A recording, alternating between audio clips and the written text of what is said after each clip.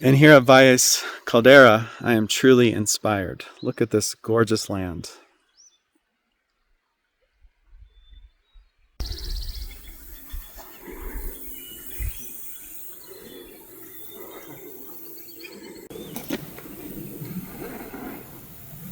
So use this time of great change and turmoil as your opportunity to go deep within, into your own spirit.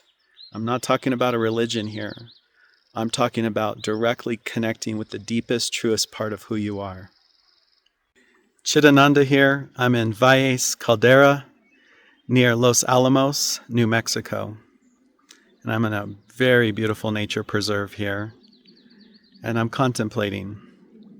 I teach. I've been teaching for years now. Buddhist mysticism, Vajrayana Buddhism. It's such a beautiful and rich path.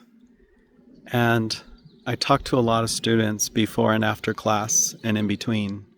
I'm actually with my students here on a meditation trip and retreat. And I talk to my students in the car and I see what they're worried about, what they're getting caught up in.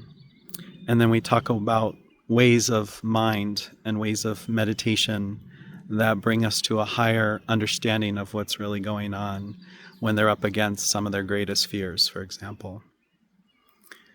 One of the things I'm seeing out there right now in the middle of 2024 is, it's obvious. There is political and economic stress, distress. From one point of view, it's all just changing really fast, and that scares people. From another point of view, there is significant imbalance on multiple levels, and that scares people. And it angers people, and other emotions come up from that. On the path of Buddhism, we don't really try to change the world. You can spend lifetimes changing the world. Many of us have tried in many lifetimes to do that. The world will always be the world. I can help one student at a time. I have found that out over the years. But become strong first before you start trying to help everyone else out. Become really strong in your own spirit first. Otherwise, you just kind of get confused by everyone else's karmas, and you don't really learn deeply the truth that these higher spiritual paths have to offer. So, in contemplating distress, what I've often seen with especially people about age 20, 25, they're losing faith in the economic system, and then they're giving up on their day job. Why does this matter? My job is meaningless. It doesn't lead anywhere. In my class, I cover karma yoga at length. And what karma yoga did for me many years ago is it turned the drudgery and the meaninglessness of work into a pathway of enlightenment. And it very much is a pathway of enlightenment for me and for hundreds of students, maybe thousands now that I've taught. The truth is that work is meaningless. It doesn't mean anything, not in the frontal cortex understanding of what meaning is about. It's not something we analyze. But there is energy and there is power in selfless giving to others. And you can do that in a golden age where everything's hunky-dory. And you can do it in an age like this where things are pretty tumultuous. Now, in times like this, of such distress, imbalance, fear, anger, anxiety, depression, meaninglessness, hopelessness, there's an immense opportunity for enlightenment. So you can either give up or you can give in. You can give up on life. You can play video games for the rest of your life and just check out.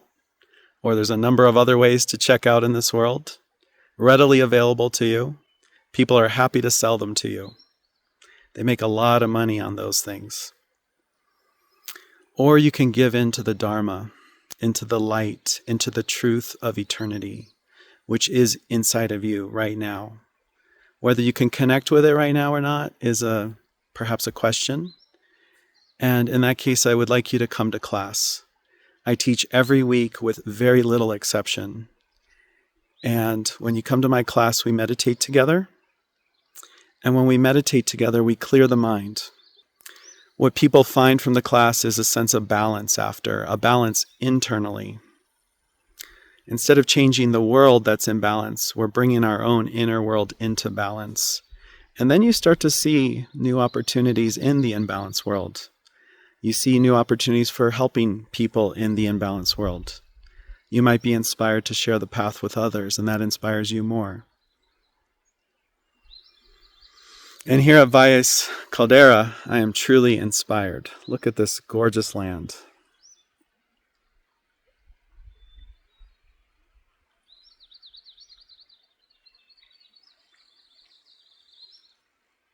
And I'm among healing waters of the river that comes through here.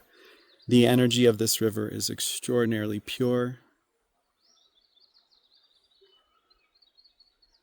This is a place to wash away your fears.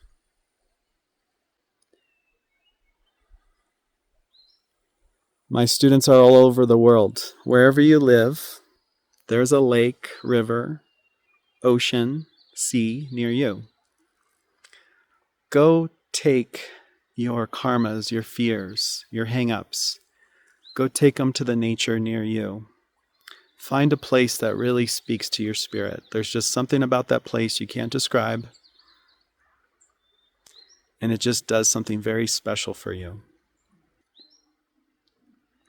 In a place like this, you're renewed. You're a new person. You're not carrying the weight of the news in your mind. You're not carrying the weight of the world on your shoulders. You're cleared out by a place like this. We meditate in places like this, and we also meditate in our homes daily. 3 songs in the morning, 3 songs at night. I teach this in my class. And it's about 12 minutes in the morning and 12 minutes at night. Who doesn't have 24 minutes a day to meditate?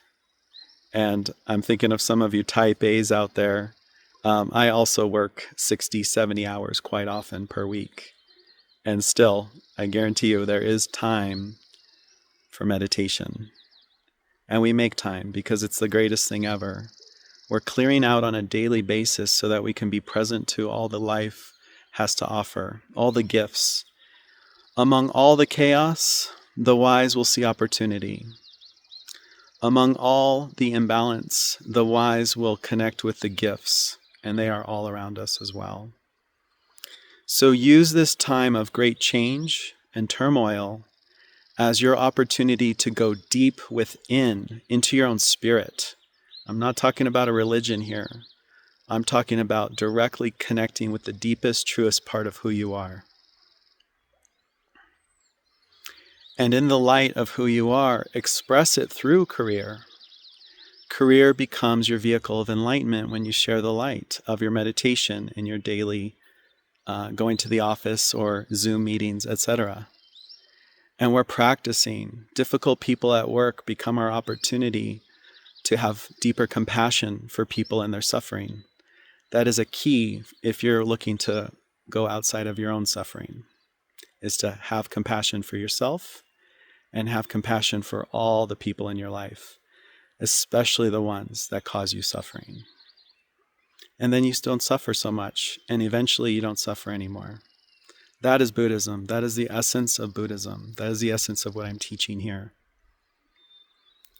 Now, if we were in a place where everything's just fine, and let's say we just live in the perfect place with the perfect house, with the perfect people, everything's perfect.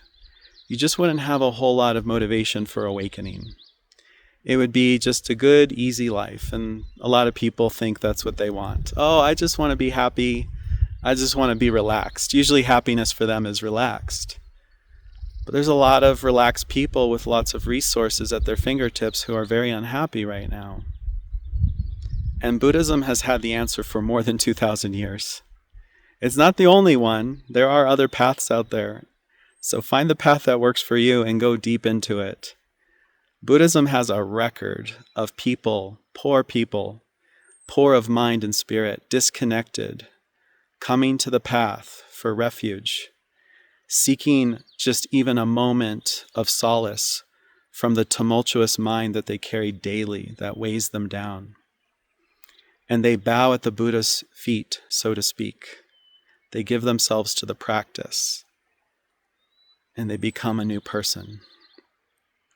They see that everything in life is meaningless because there's no mind as in the same way. There's no mind to interpret every little thing in life as the mind wants to do. But in that meaninglessness, they also see emptiness. And in that emptiness, they see possibility. And in that possibility, they feel immense joy, balance, peace. That's what I teach in my class. Come to the class for a couple, 2-3 months, and I'll probably be inviting you on a trip like this where we can even go deeper. If you just come to the class for 3-4 sessions, I give gifts at the end of each of the first 3 classes. Those are designed to set you up for success at home with your own meditation practice. And you can just take that and run with it. I'm very detached for how you interact with me. And for those who this really speaks to, who they want a little bit more, you can stay after class and ask me a question, and we can talk about more.